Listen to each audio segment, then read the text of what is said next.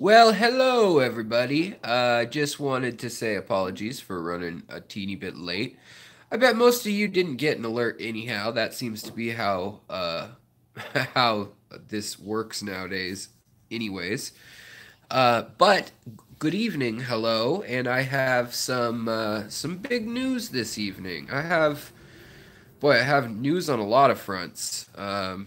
Some that I can show you right now, other stuff in the near future. And yeah, so Blue Waters, hello. Animal Lover number one, hey, I'm glad you can join us. Giveaway Master, hello. So as people trickle in, I guess we can take a look real quick at what we have determined is a freshwater sponge. Yay! Not bacteria killing everything. Brett Della, hello. Adonis Roberts, hello. Uh, so this turned out to be a freshwater sponge. I don't have the name handy, but from the Spongilla family. It was not bacteria, and yeah, so that's always good. Not fungi or bacteria. Looked under the microscope. I've got some video to upload of that. We've got another sponge starting, and another sponge starting, and another sponge starting. So that's actually kind of two. And what I've noticed is they're starting on the spot that was, hey Jason, what's up? Shrimpandplants.com. I noticed that they started off the protein and the protoplasm, which sounds like a Ghostbusters term, but it really just means like cellular fluid without a house, without a place to go, without a membrane or a cell wall. It's present in Aufwuchs, and it's also present in other things like slimes and stuff. So, yeah, this is a freshwater sponge, which actually, now that I cut a chunk out of, you can kind of see the spongy texture. So, we solved that riddle thanks to the internet and help from some professors and so forth. Turns out it's pretty darn rare to actually keep sponges alive in your aquarium. So, the reason it happened, and like I said, I'm just killing a little bit of time while people stroll in. The reason why it happened is because, well, let me show you why. So, if I get some food, let's go get some fish food real quick. And I hope everybody's doing great tonight. Because as I said earlier, I have a couple big announcements, and I'll make them in just a moment. So we're going to feed the fish, feed the fishies. Come on. There we go. Something's coming out. So just this amount of food, watch what happens. So that powdered food, the flow's coming from over here. Christina Kaiser, hello, welcome. So the flow of the tank, even with the CO2, which this tank is not on CO2 most of the time. Some days I throw CO2 in it. It actually grew way leggier and longer. These have grown 2 or 3 inches a day. The sunset hygrophila and the rotala, as well as the limnophilia bellum. But look where the water goes.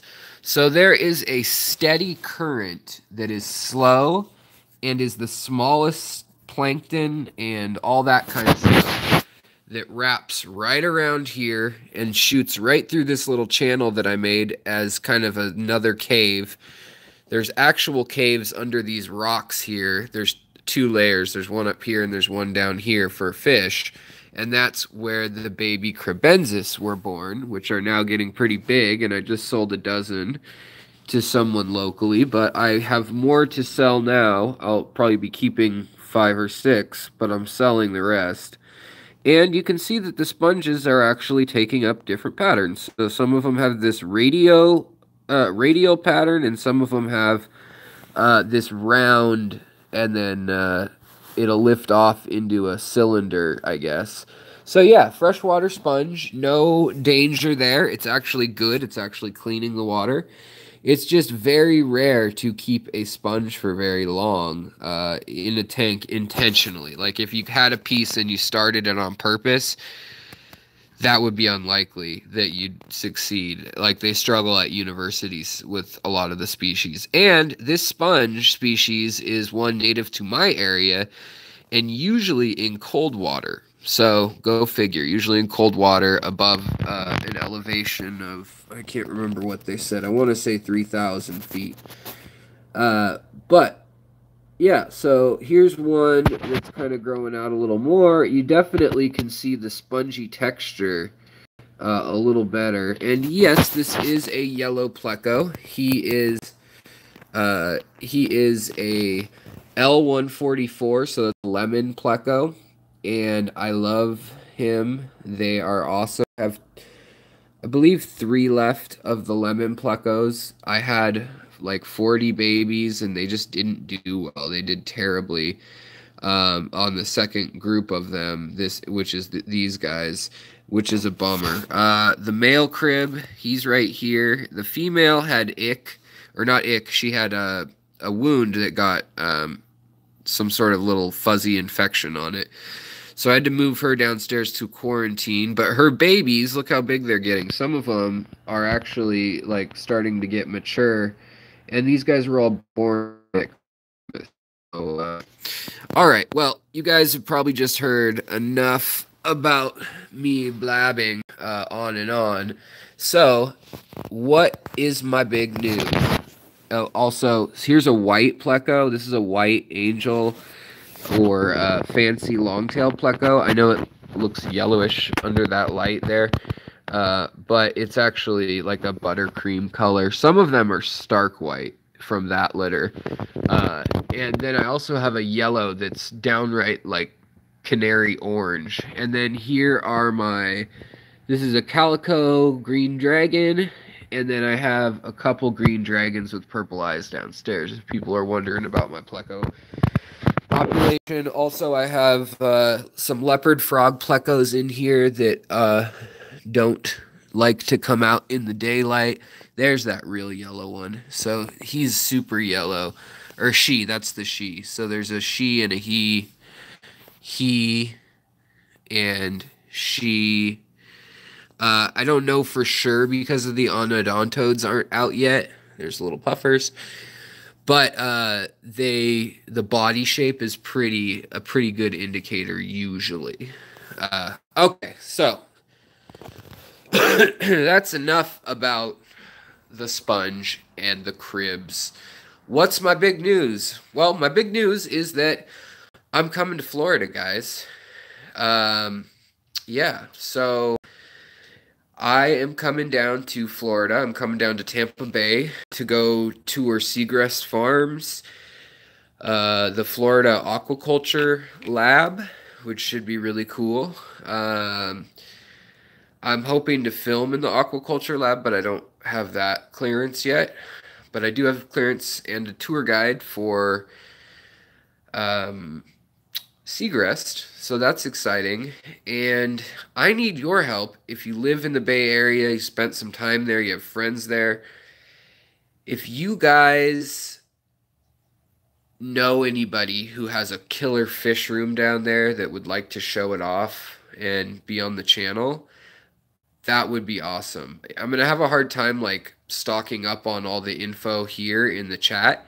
But if you guys are listening to this, please comment or contact me via email or Facebook or the comments below this video.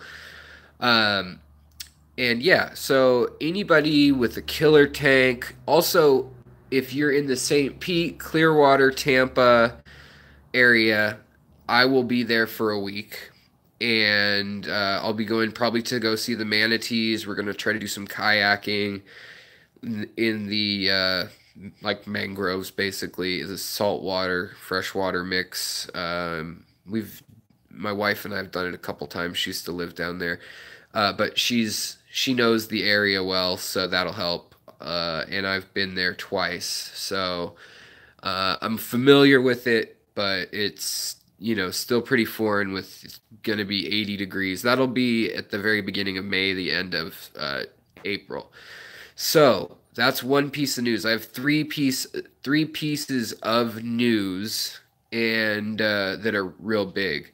So that's the first one that I actually could use your guys' help with if you see this later and you live in Florida. Also, I will be going up to Gainesville, Ocala area, and I'll be up there for 4, maybe 5 days, and then along the coast checking out some of the hot springs, which are not necessarily hot springs, but rather just super fresh blue water holes and stuff. So that should be cool. And as you get closer to Tampa, some of those, which is a little unfortunate, have invasive species, but the springs are still cool. Like, it's cool to see them with the natural species and mostly clear water without that much fish in it, many fish in it. But it's also kind of cool, as much as it's bad for the ecosystem as at large, to see some of the lakes and things that have cichlids and arapaima and red-tailed catfish and oscars and just kinds of crazy cichlids and like peacock bass and just stuff that's gotten out. A lot of stuff got out during Hurricane Andrew, and prior to that too, during flooding and rain events more than even hurricanes. Tampa's pretty safe from hurricanes compared to most of Florida. They got hit a little bit during this last one in St. Pete and stuff, but yeah, and the bay drained, which that's something to see. Also, Dr. Pepper in hand. It's my good luck charm.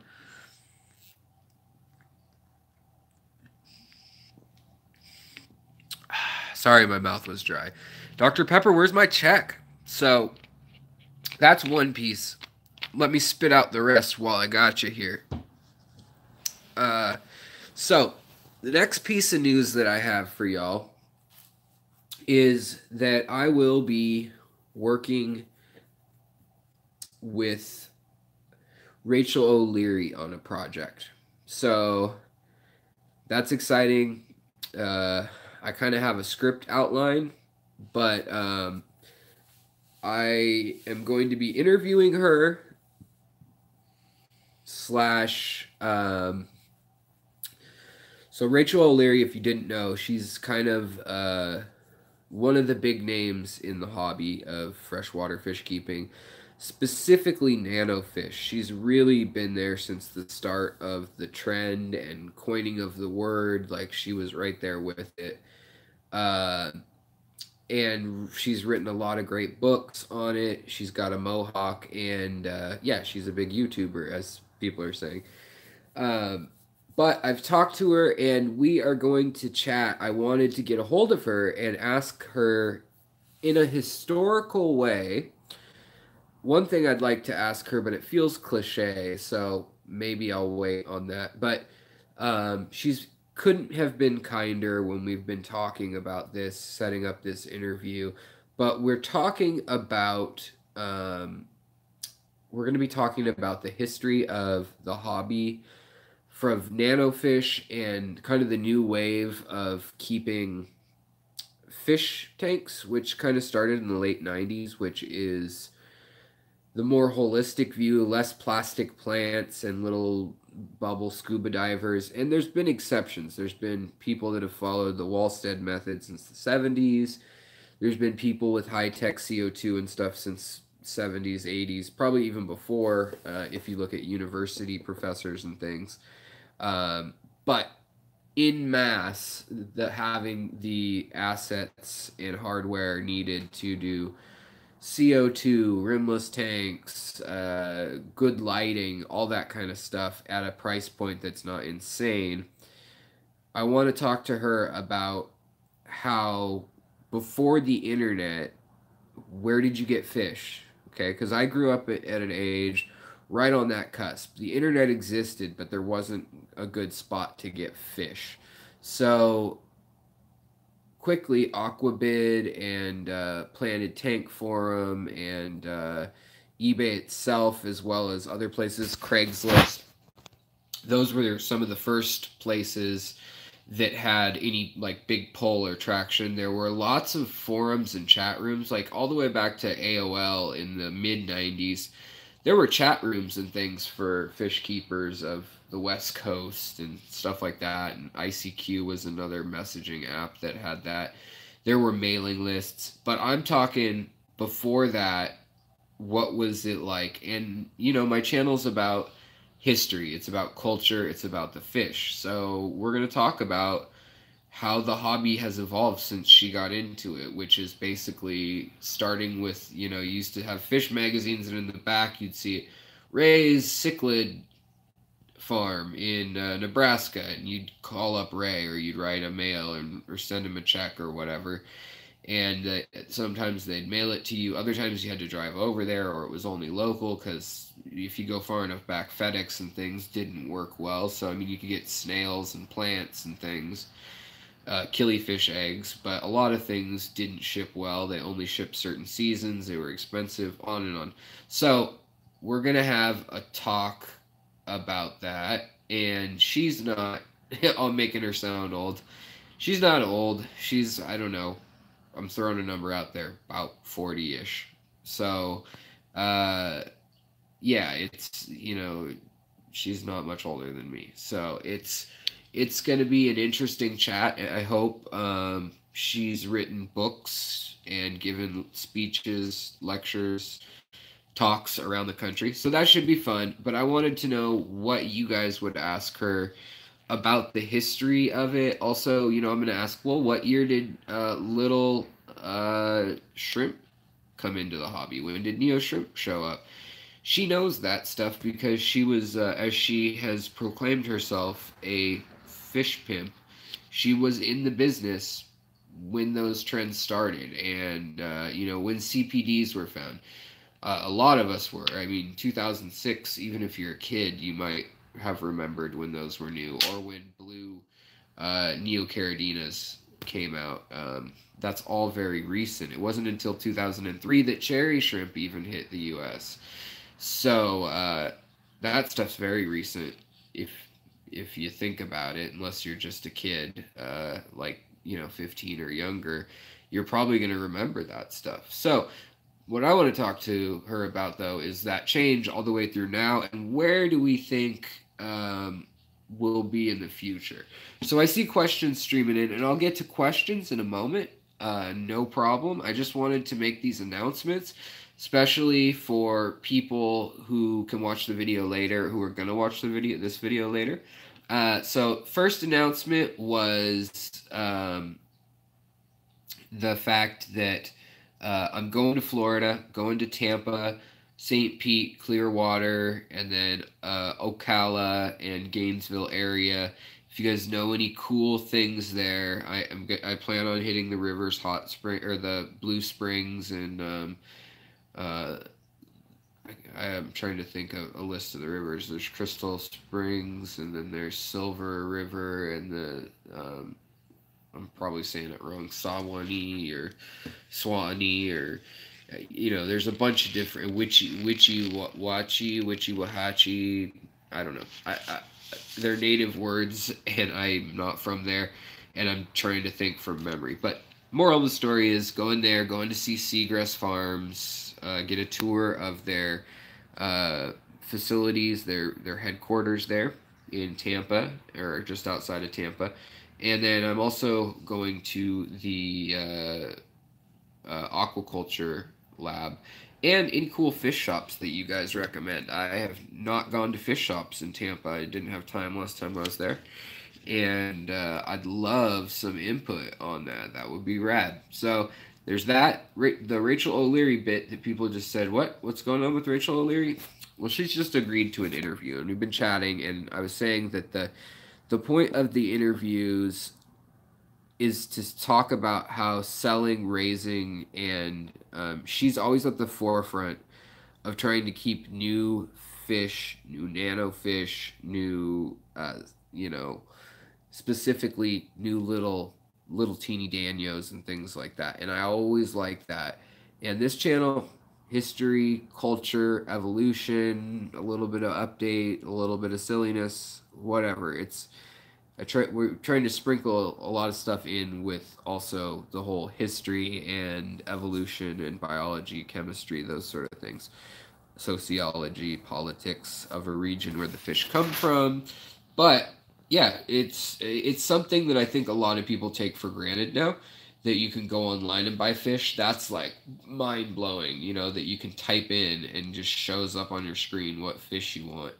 You can literally pick the individual fish, whereas before you're calling blindly based on a little black and white square print in the back of a hobby magazine or a local classified ad. Just kind of the difference of how all that's changed and what it means for the hobby. How now we have local fish shops that are specializing in, you know, different things, which leads me to my biggest announcement.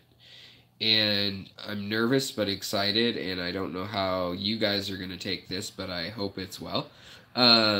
So as I was saying, Rachel O'Leary, she she and I were talking about how local shops have become really um, specialized in some cases. There used to be saltwater and freshwater, and that was kind of it, and sometimes cichlid stores.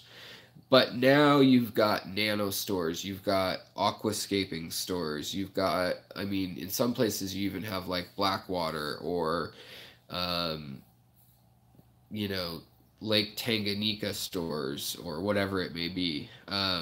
So, what I wanted to talk about is how I'm getting involved with that. And basically, you guys have seen my channel probably. If you watch my channel, you know of the place Aquarium Zen in Seattle. It is the preeminent uh, aquascaping shop in Seattle. It used to be the only ADA authorized dealer on the West Coast for a while. San Francisco, LA have them now too.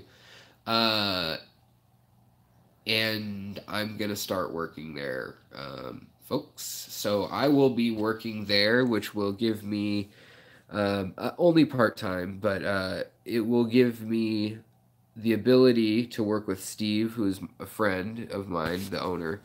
It should give me the ability to show you guys more cool fish, more cool aquascaping, meeting more people with fish rooms and things that have stuff to share, more fish breeders, uh, more plants. And Steve is a very cool guy.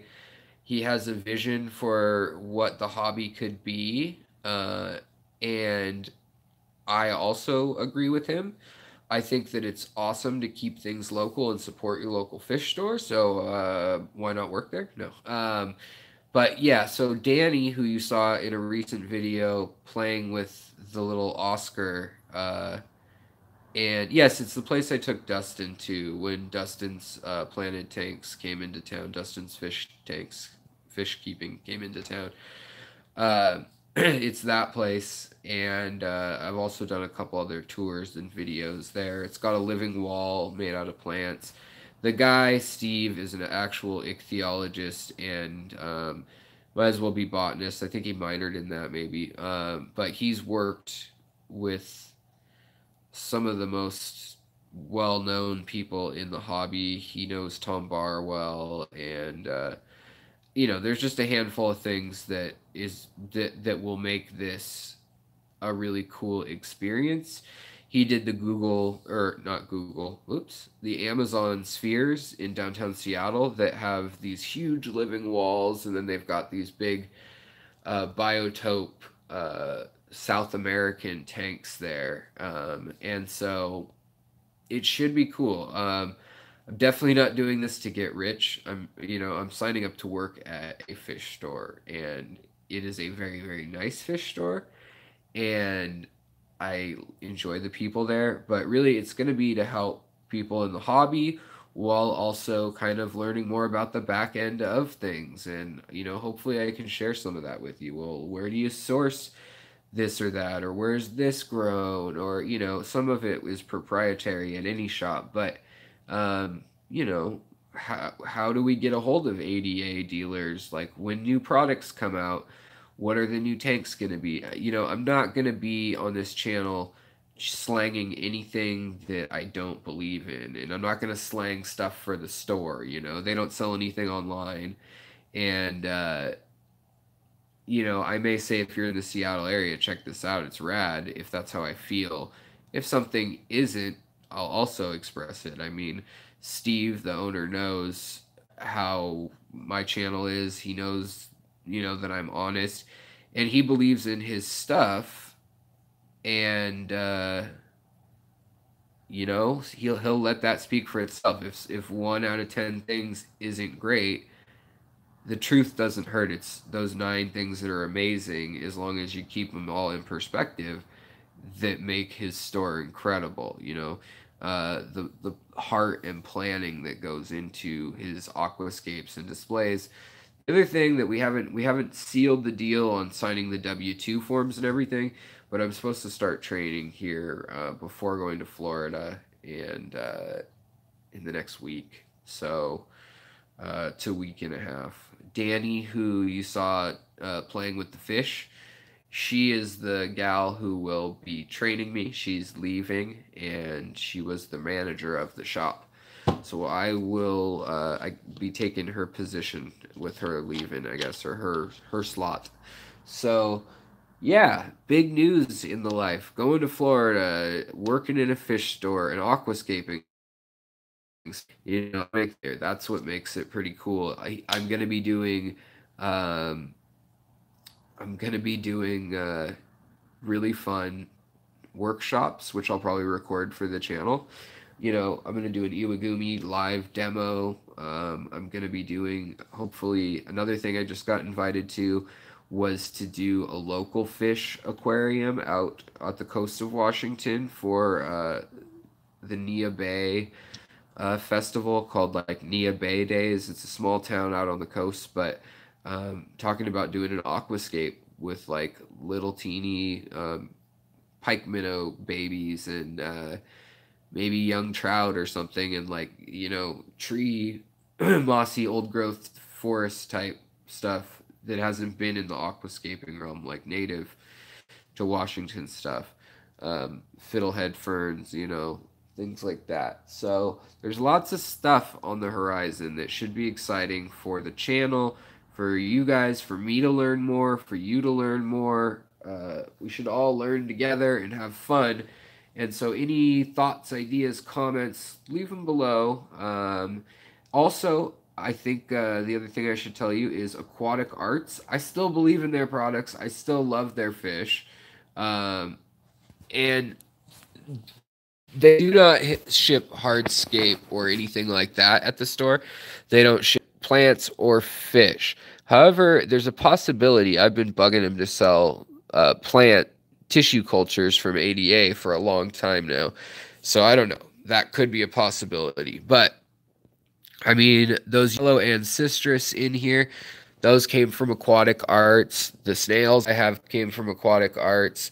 So pretty much most of the stuff here, some stuff's from Aquarium Co-op. A few things are definitely from club members.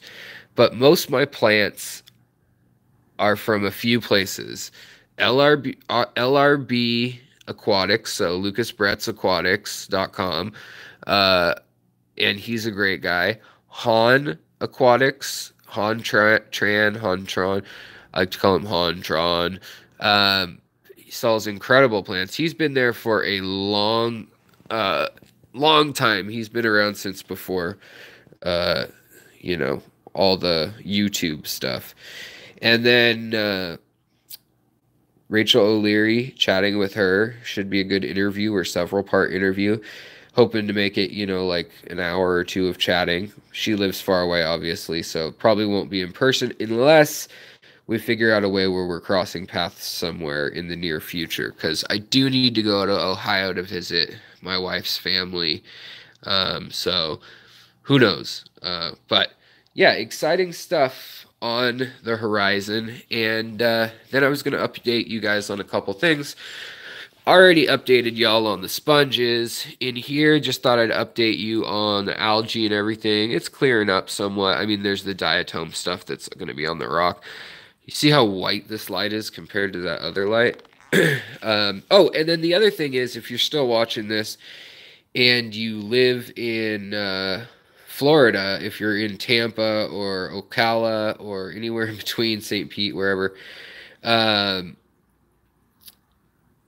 let me know if you want to do a meetup or if you want to show me around, show me what your town has. Ooh, killie loaches are out.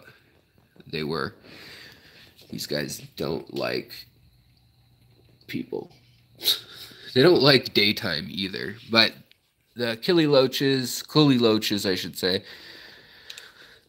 we're just out. I am growing Hydrocotyle verticillata as much as I can in every tank. I basically took the little patch I had and cut it into a million pieces and have just put it everywhere. So hopefully I can grow some of that. We have a shortage in the Northwest right now of it, and everybody wants to get their hands on it. Hey, Bob Kaler, you might have to hop back to see what my announcements were, but essentially going to Florida, going to be in Tampa, Segrest Farms, touring and talking with them. I'm hoping to be doing an interview with Rachel O'Leary on the history of the more recent part of the hobby. I also hope to chat with some folks, no offense, a little older, say 70, 80-year-old gentlemen and women who have been in the hobby and talk about how it was, farther back in the 50s and stuff like that. If I can find someone from farther back than that who remembers the hobby well, I'd love to speak with them. So if you know somebody, can get me in contact with somebody who was like really in the hobby, owned a shop or bred fish of more than one kind, like I would love to hear from anybody from earlier than the 60s, 40s, 50s. Do I go to Foster's Fish says, you go to GSAS meetings? I would, but travel too much for work. Hopefully go into the auction at the end of the month. Yeah, I'll be at the auction. At the beginning of the month, I should say. Hey, Alex, what was the plant growing out of? Oh, out of my Beaufront tank. It's not actually growing out of it. It's just the angle. It's a very, very cold, sad avocado tree. Avocado pit planted. I don't know if it was planted here or if my wife literally planted it in Florida, but I'll have to ask her. But yeah, that's what it is. We have plants kind of scattered all over, working on a Beatles puzzle over there. But yeah, we have a lot of plants hanging out. Also, I have microscopic footage of what my blood, so human cells, plants, skin cells, things like that, what those look like under a microscope, along with the sponge and all that jazz. Have some new Danios. Let's see. Oh, and betas. I do have some beta news also. I got some beta news for you guys. So, well, weird. Here we go. All right, guys. So I hope I don't lose you. If I do, have a wonderful night. Internet has been awful, and I'm still working on getting the internet people to not be awful. Can you guys, am I still with you? Did you follow me into the fish room? Or has my internet given up the ghost? Please hit that like button, by the way, if you like what I'm saying. If you don't, then hit the don't like button. But tell me something. Tell me if I'm doing something right. Oh, I'm foaming at the mouth. Need more Dr. Pepper.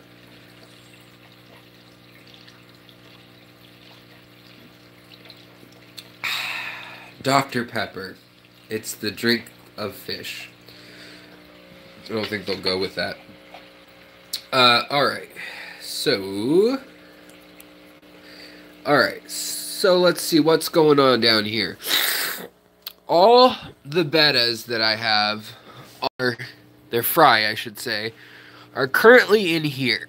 And I actually moved my Battis, my Scarlet Battis, out of here. Let me see if I can find you any of the fry. They are so teeny. They were born 2 days ago, and they are so teeny. And they seem to want to hide low. So I am really thinking I won't see them. Yeah, I'll show you guys everything. By the way, I had a whole litter. Remember that odd shrimp that looked like this, blue with the creamy yellow back line. Well, I had a whole litter born of them. And so, oh, there's one of the bettas right there. So, had bettas born, which I'm really, really excited about. I've never done it before, but there they are. Or there's one of them at least that's, I don't know, 2 days old now. Actually, probably like 4. It probably fell out of the eggs and learned to swim within a couple days, and then, yeah. But I don't feed them anything in this tank. This tank is full of little teeny paramecium and plankton, and I mean, you guys can probably see the little white dots floating around in the tank that are little bugs and stuff.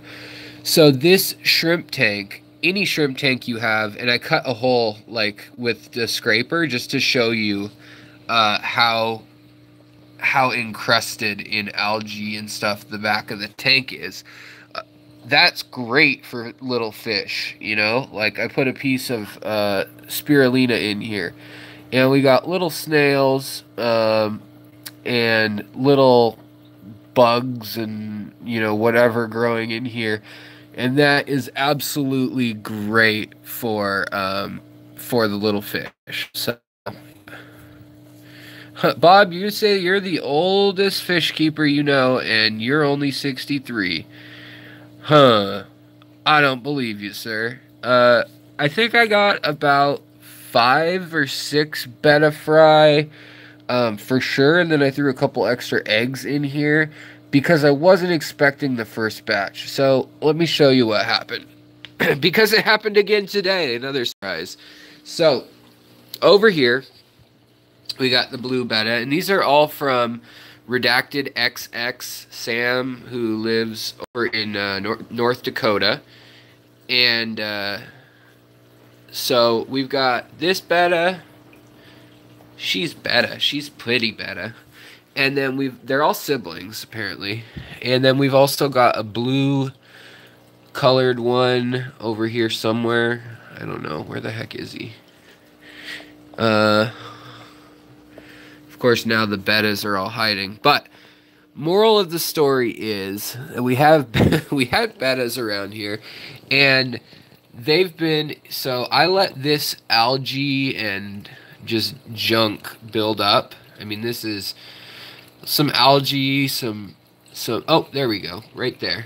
I knew that he'd be near his brood. So he still has eggs, and he's not making bubble nests, which is weird. But he's grabbing eggs and hiding them in the moss over here. Like, here's some, oh, that was an egg right there. So, he's hiding it in the duckweed and the moss.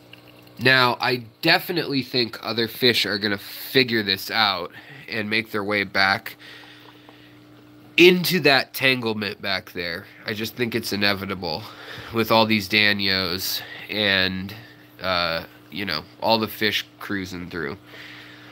But for now, I gave him half of his babies, and the other half are now... So this is the second litter. The other half are now chilling right here. So you see this? This is like a little water dropper, and then it's got an overflow. And then this is all heated. But this is what the little eggs look like, and this is how I found them. So I literally scooped them up with the non-nest, just like last time. He's not making bubble nests, but they were fertile, and that surprised me because, you know, I looked down here not expecting to find anything, and I started finding little swimmers. So hopefully this group of eggs will all prosper and be born. So they're getting enough turbulence from the water that I'm trying this out. Now, I don't know for sure that it'll work.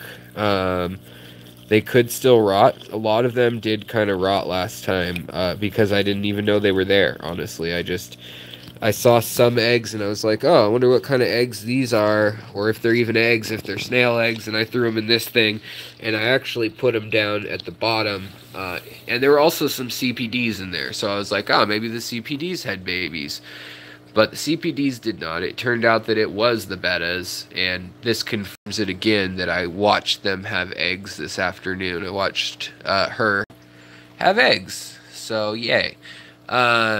Then the other news in this tank is we've got, well, pencilfish who don't like to come out usually, but we've got some new danios, and let's see here. So it's going to be hard to point out because danios don't like. Oh yeah, I have a store on there, but I've not updated it. I will maybe after the weather gets warmer, because I definitely have some stuff that I need to sell and update. These two female gouramis are really being mean to each other, and one of them injured the other one pretty badly right there on her side. And I need to treat her with medicine, because that is gonna, if you guys ever see that kind of injury on your gourami or any of these like very fine finned fish, or fine, sorry guys, scaled fish, be careful, because watch how they're nipping at each other. But the one who has this little cut right here, the missing, and it's raised, like it's keloided up where the scales got ripped off, like I watched the fight happen, that is definitely where she could get an infection. I've had gouramis die on me from that before. And for some reason, these powder blue dwarf gouramis, I don't know if it's because they've been line bred in the hobby or whatnot, but they definitely are predisposed to dying of infections easily compared to other fish. So I'm going to have to keep an eye on that. The new danios are actually, they have a name that isn't in the danio family, which is odd, but they were a recent rediscovery. They had been found at one point. There's one right there. So they look just like my Maytangensis danios. So here's an erythromicron danio. Well, there it goes. And my Maytangensis have vertical stripes up and down their whole body. Unlike zebra danio, they're like the exact opposite. And then they have like a purple color and a bronze backbone with bluish clear fins with red tips. So those are the Maytangensis, whereas the new ones, which are they used to be known as Pantherini, and here comes one right now. They have stripes on half of their body. At the front half, there's one right up here. Here, focus. It's so hard live stream to try to get these guys in focus. There comes one though. Here goes more. There's another one right there. That one that just now that's turned. You guys probably figured out who I'm pointing at now. Dots on the back of the tail in 3 lines, and vertical bars on the rest with this opalescent color, and the fins are blue and purple under the light. So this does not give them I mean, it does not give them justice showing them in this light at all. Also, I think my panda or rainbow gara, whatever you want to call them, they have been turning super bright colors, like super red, orange, and yellow, 2 of them. So I think they're getting ready to spawn again as well, or to give it a go. I don't know where they're laying their eggs, but I want to watch. And also these cories, they got a water change today. So they're going to be, right now I can tell with this behavior, with them all in the corner and them all pushing on one of them, they are going after a pregnant female. Right here, this is the female. You can see her belly's full. And they're going to get into the T position, where one's this way and the other one's nudging their belly. And these undoubtedly in the next half hour I will have eggs in this corner. So you're getting to see that live. If you set up your tanks with zones, think like what each group of animals needs, you will be able to have a tank like this where lots of different animals reproduce. And if you pay attention to your tank, you can then, here's another pregnant female right there. You can collect the eggs or fry before something else eats them. So, did you guys know that there's lakes full of goldfish, koi, and other pet fish? Yes. So in Tampa, there's lakes full of cichlids and anacondas, and I mean, just crazy stuff. Peacock bass, giant South American fish, arapaimas. So here's the father of the brood that I have right now, and of those fry that are down in the blue shrimp tank. That's the father. Now that he's come, he doesn't have a nest, so he's not really guarding it. He goes back to that territory and hangs out there. But they're laying eggs that are fertilized, and they hatched a couple days ago, and they already laid more. So we'll see if these ones hatch as easily and as quickly, and I'll keep you guys posted. It's kind of odd, but all right. Let's see here.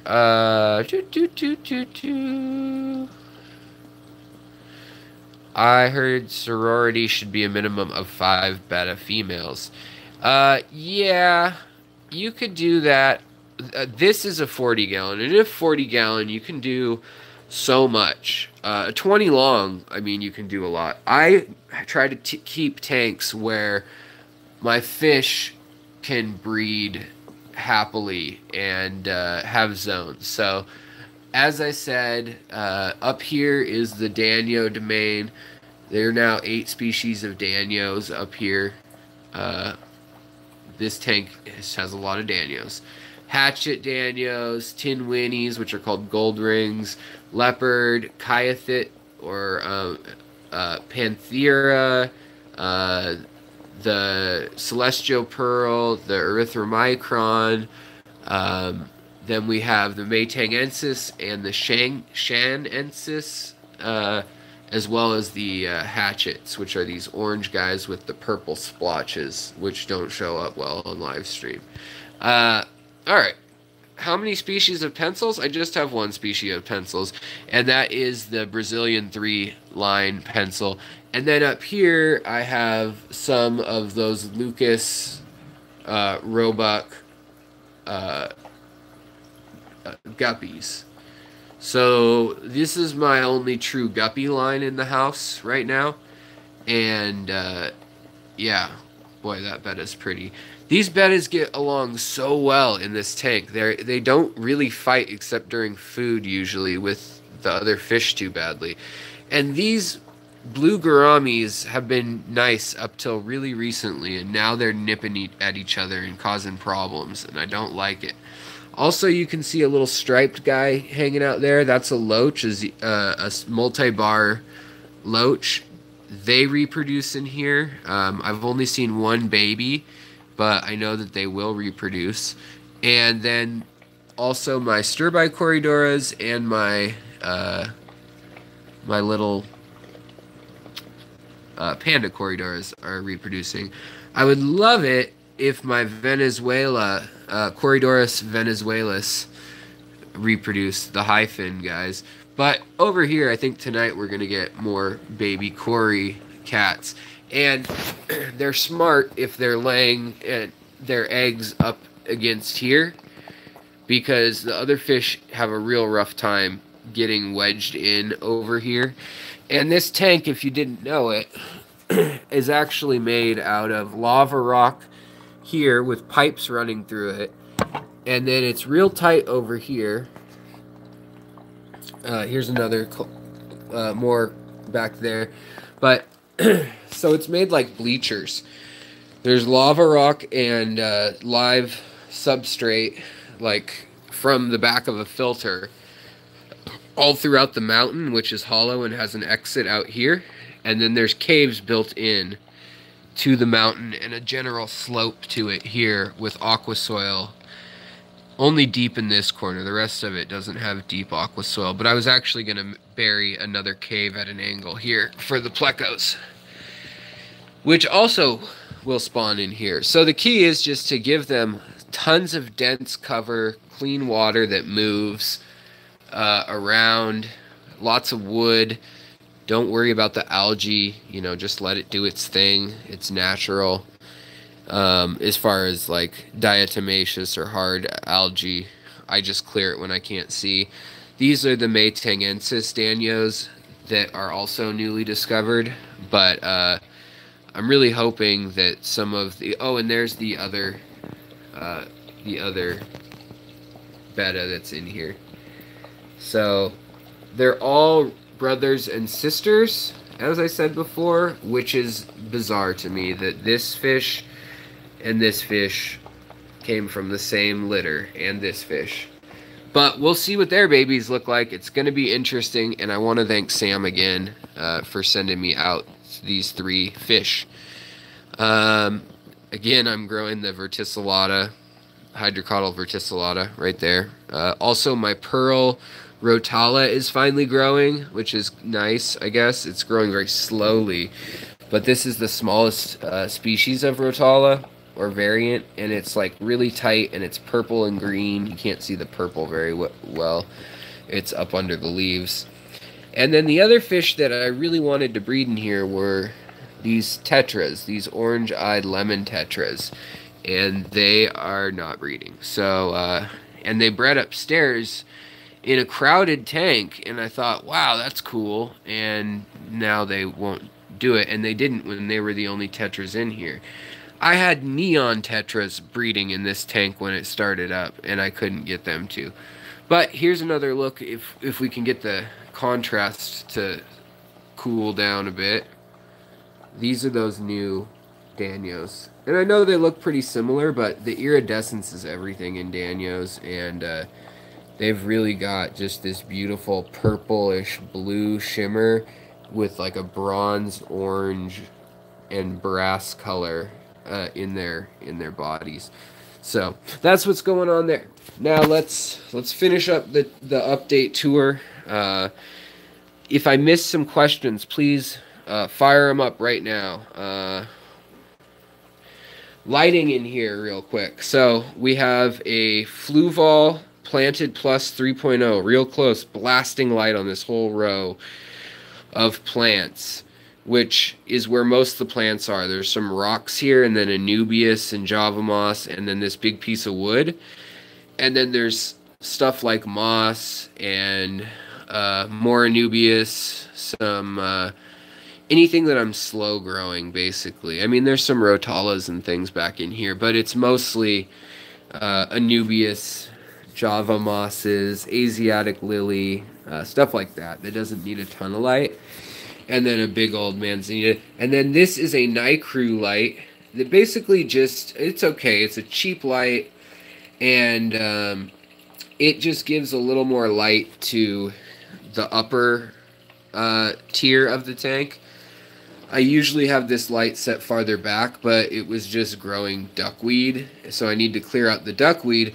But now that I have fish using the duckweed as it was intended, to keep half the duckweed and the moss and the tangle of hygrophila and other plants that are growing up to the top of the water, bacopa, rotalas, things like that, Ludwigia, oculata, things like that, that I'm growing to the top of the water. Now all these bettas are using that, and that is where the tetras were. Yeah, how do I get bettas to get along with each other in one tank? Well, it helps that Sam raised these and that they are all siblings. Wow, did you see that Gourami flash? She totally turned on her side and then came back. It's a big move for spawning usually, but they're all females, so I don't know what the deal is. So what was I gonna say? Oh, so it helps that they were all siblings. That really cuts down on the aggression for them. Other than that, You know, plant it really well, break up their line of sight. When they were in a 5-gallon quarantine together, they were not getting along very well. It was always an odd man out. So there was one that was getting beat up on, and it was changing constantly. But yeah, so this light is a $170 light. This light is like a $70 or $60 light, I think. And this one, I would highly recommend buying 2 of these rather than this and 2 of these in the future if I redid that or if I get something else. I like blasting tanks with light if they have CO2. Like this one has a big CO2 on it. Also, I don't use ferts to their full capacity, so this gets a lot more green rather than colorful, just because it's harder on some of these South American fish that like really, really clear water, and some of the Southeast Asian fish like the danios and the panda garas and stuff, they like water with really low TDS, no metals, you know, they just no nitrates. So that's why it's not popping full of color right now. All right, let's see here.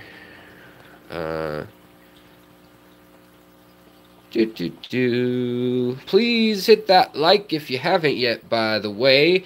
And if you want to help the channel while I'm traveling and so forth, since you know, I'm going to be flying and using gas money, we're going to see family and friends, but I'm definitely going to try to take time and record my trip to Segrest farms and so forth. So if you want to support the channel, maybe I'll have enough money by then to get a better camera and or a better some better gear, just like microphones and stuff, since it's going to be noisy in the fish places.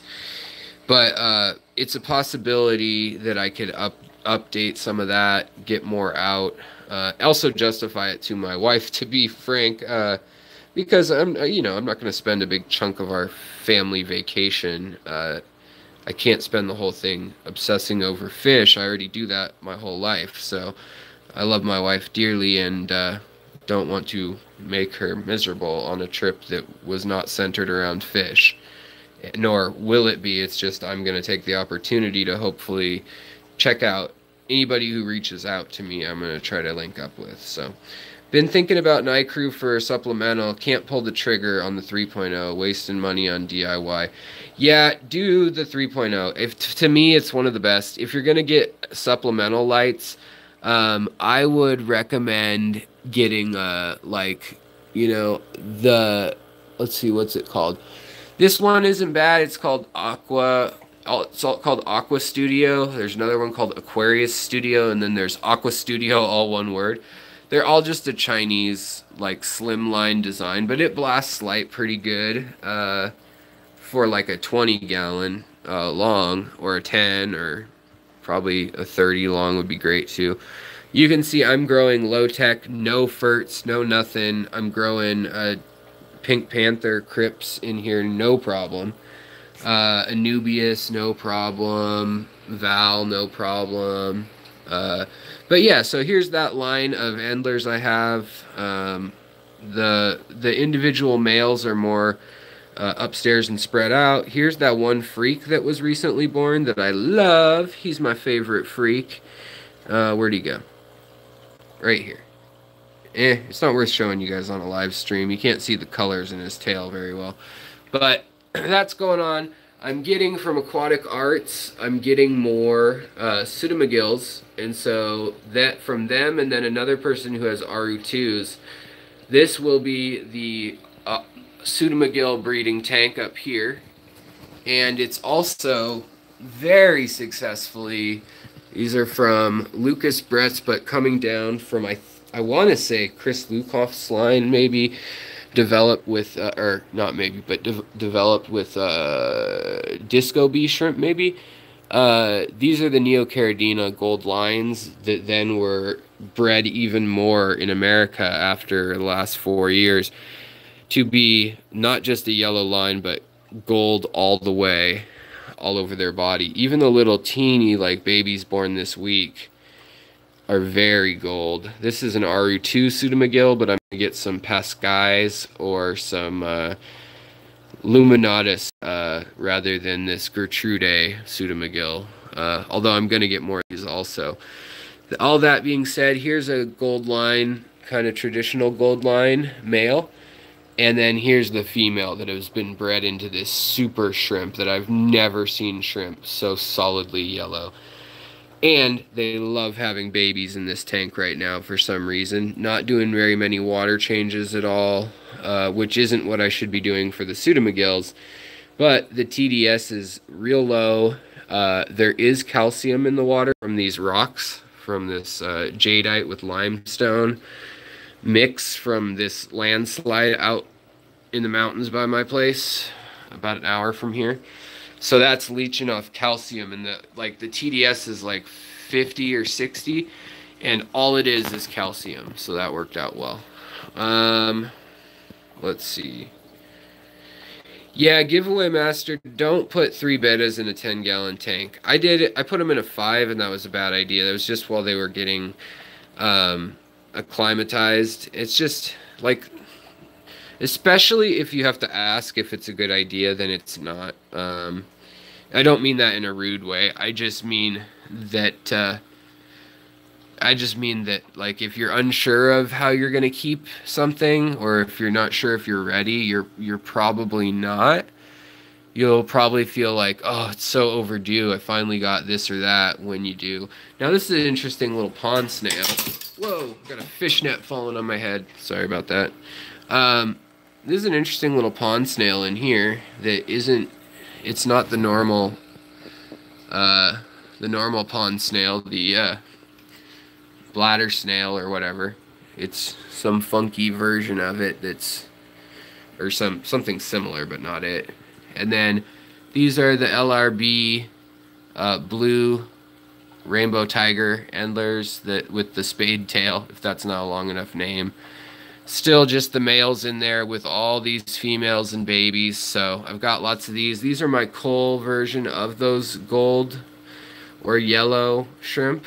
I'm starting to get quite a bit of these too, and they're as good as any yellow shrimp up to the point that I got the strain above. I mean, these would have been like, oh, sweet, yellow neocaridina, like, great, that's what these are. So, I mean, this is what I had ever seen, like, all I had ever seen in the hobby was these kind of things. Also, Trilineatus are back in there, the false Corey Julii, as they're known. But where did the shrimp go? Oh, and then my plecos. These are my green dragon longfins. Different ages. These are all from Greg Sage. And then there's some more albino longfin ancestris, or the angel ancestris, that I have spread amongst the area. Let's see here. So I just saw that. There we go. So that yellow, that's what we were used to seeing in the hobby recently as yellow shrimp, kind of. And the fact that I lucked out with like the best line in the freaking world of these guys, I can't feel grateful enough that I've got them and they're doing well. They did cost me a pretty penny, but they were worth it. And they're not just neocaridina. You can see their snout's a little different. They've got Zangensis for sure in it, and then maybe Zingu something or other. I can't ever pronounce it. See their eye? It actually has like a pupil and like a iris on it that are separate. Can you guys see that? Sorry, I know it's shaky, but they have colorful eyes rather than one dot that's either white or black. So they're definitely a different species of shrimp than just neocaridina, but they are a type of neocaridina. There just happen to be about 6 other types that we don't usually see in the hobby. But somebody had the brains to cross them and make these killer yellow shrimp that are years ahead of the old type, where the males look like that sometimes. I mean, that's a bad male, but look like that. And this algae, these are my Marimo mossballs that have just like contaminated the whole tank with algae, which is fine. I think it looks cool. It looks kind of intentional. It looks like something out of Dr. Seuss or like Fraggle Rock or Jim Hensonville or something. I don't know. Muppets. But yeah, so I think I gotta go soon. But let me know what you guys think about what I said in here tonight. And if you have an opinion on it, drop me a question. I'm trying to figure out something. I'm trying to figure out something for, you know, Patreon, because right now Patreon, where did you get the pink crypts? I got them on, I got them at aquaticarts.com, which there's discount codes for in the description below. Honestly, all the plants in this rack are basically from them. I have some from Han Aquatics, and then, you know, local stores like Aquarium Co-op. I have a few things that I got when before I found Aquarium Zen. Nothing against them, it's just their prices were a little bit better for me at Aquarium Zen. And now I'm going to be working there, so they'll probably be even better. But I promise you guys that just because I'm working, you know, for a pet store, and there's only 4 of us employees, so it's a tight crew. It will be a tight crew at the gallery, as it were, or the display center for all the ADA rimless stuff in shop. They sell fish and plants for sure at a great price. Probably the best price in town to me for a lot of what I want, the special nano stuff, but not for like cichlids and, you know, stuff like that. Like, there's other places you can find the same price or better. But I love the store. I love the vibe. I like all the display of nature and art mixed together. These are a Lucas Brett's cherry shrimp line. These are the ones that won him the contest in, of course it looks awful live streaming, in the shrimp contest 2 or 3 years back. Let's see here.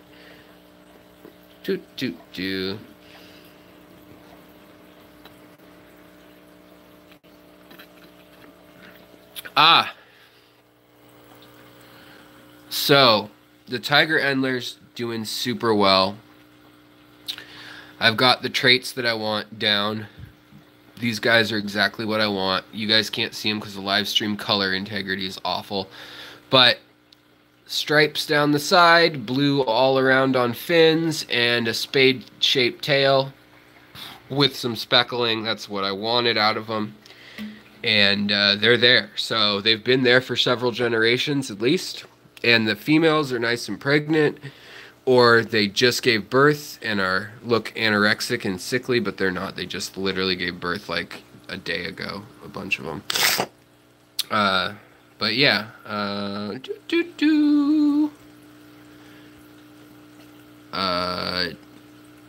I did not see Guppy's question. Let's see here. And hello everybody who's just rolling in. Healthio, I am not going to Miami. We thought about it. It's just a little out of the way since we got to go north already up to like Ocala through Gainesville, and then we're going to be up in Spring Hill, stuff like that. Green shrimp, and I want microscopic life for baby guppies. You know, you don't need microscopic life for baby guppies, though, by the way, curious guppyist. You can just use, you can crush food, just normal food, any kind of food that you'd feed your adult guppies. Just crush it up into a powder if it's a dry food, and that will be fine. Your guppies are so hardy they can survive that, and any fish that is so small that you need special food for it, if you have a shrimp tank with no fish in it, you can put their fry in there and they will live just fine, because your shrimp tank is going to have things like hydra, or which are a bad thing for baby fry that are super teeny. But yeah, I mean it's full of life, this tank, because no fish have been in here eating it in mass. I had 2 batis in here, or 3 batis, but yeah, mortar and pestle make for great grinding up food. Yeah, for sure. I actually, you know what I do, because I'm so lazy about it, is I just take some food, I empty it out into the lid. Hold on. So I take some food, I empty it out into the lid like this, and then I just do this. And that gets some of it, and then I just tilt it to the side, and I crush the rest. And as I put this in, you'll see that there's actually quite a bit of it powdered now for the fish. And like baby endlers can eat that. They can eat that powder there. That's no problem. It's just feeding enough that the adults don't blow up and get over bloated, and that all the little fry can get the food. So that's why I feed a sinking and a floating at the same time. The adults will go for the floating, and the baby will go for the sinking. That's another little tip. All right, guys, I got to get off here. As I said earlier, I'm trying to figure out a way to circumvent Patreon. I know a lot of people don't want to use it anymore. There's political stuff going on. I don't want to get into it. But if you don't want to use Patreon, but you do want to support the channel, message me. We can do PayPal, or if you know another alternative you'd rather use, I'm game. I'm foaming at the mouth. I'm so excited talking about money. No, I'm just kidding. And yeah, so I hope you're excited about my future plans to interview Rachel O'Leary. Let me know if you have any questions. To go down to Florida, check out Segrest, check out the Aquaculture Lab, any fish rooms, meet up with any of you fans. Leave me a message if you want to meet up. This is going to be at the end of April and the beginning of May. And then lastly, that I got a job at Aquariums Inn, which is my favorite fish store in the world. So, and it happens to be near my neighborhood.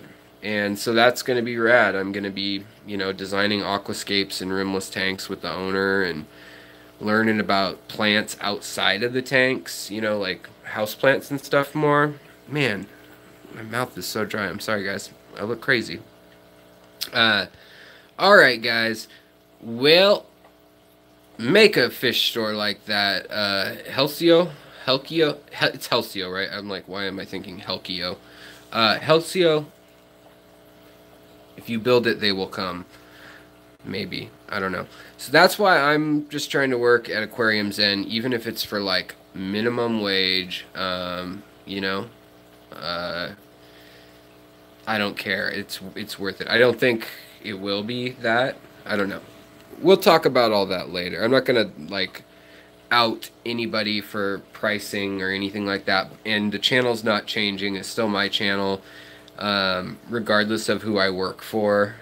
He knows what I'm doing with this channel. He knows that I like his shop, and he doesn't sell his stuff online, so I'm not plugging it to anyone except for friends I already talked to locally. It's basically just more access to more fish, and Aquatic Arts is still who I recommend online. If you're going to be buying nano fish, a lot of plants. Shipping's a little expensive right now, but they're doing things to fix that, rumor has it, or to change that, like maybe free after a certain point. And there's codes below. There's codes to Flip Aquatic, to Han, whatever, Han Chinese, like the ethnic group. Han Aquatics, discount on his rare, awesome, incredible, awesome plants. And then big bucks were mentioned. Yeah, no, not for me yet, but one day maybe. And speaking of Patreon, yeah, if people don't want to use it, just message me and we can figure something out, and it can still go to the channel and the cause of making this fish room better. I want to do a water change system and build that on camera. But But yeah, so that's what's up. Just thought I'd show you my pleco. Let's see if we can get her purple eye on camera. Even though the color's terrible, look at her purple eyes. It's like a power button. They totally stole it from her. Or him. Him. So, kind of crazy. There's another him. Look at those onodontodes. They're insane. And more purple eyes. This line has purple eyes. It's nuts. Well, there's a baby that has purple eyes, but they turn really, really purple sometimes. All right, guys. Yeah. Oh, yeah. Secret Shrimp 15 only works once. That is totally correct. If they have a better code running at Aquatic Arts than my 15% or 10% off, mention that you